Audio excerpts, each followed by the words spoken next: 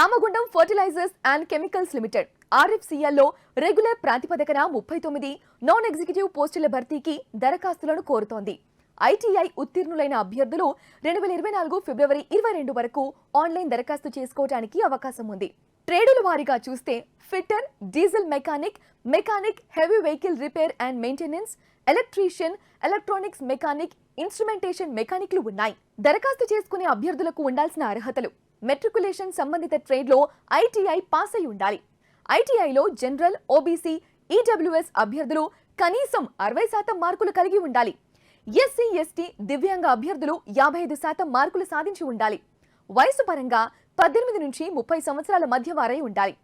ఓబీసీలకు 3 ఏళ్లు, SC, ST అభ్యర్థులకు 5 ఏళ్లు, దివ్యాంగులకు 10 ఏళ్ల సడలింపు ఉంటుంది.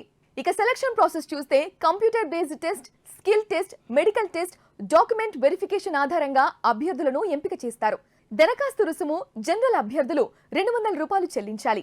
ఎస్సీ, ఎస్టీ, దివ్యాంగ అభ్యర్థులు ఫీజు చెల్లించాల్సిన అవసరం లేదు. పూర్తి వివరాలకు www.rfcl.co.in వెబ్సైట్లో చూడగలరు. ప్రభుత్వ స్టాఫ్ నర్సుల పరీక్షా ఫలితాలు విడుదల చేసిన తెలంగాణ ప్రభుత్వం రాష్ట్రంలో 7,094 స్టాఫ్ నర్సుల ఉద్యోగ ఖాళీల భర్తీ కోసం నిర్వహించిన పరీక్ష తుది ఫలితాలు విడుదలయ్యాయి.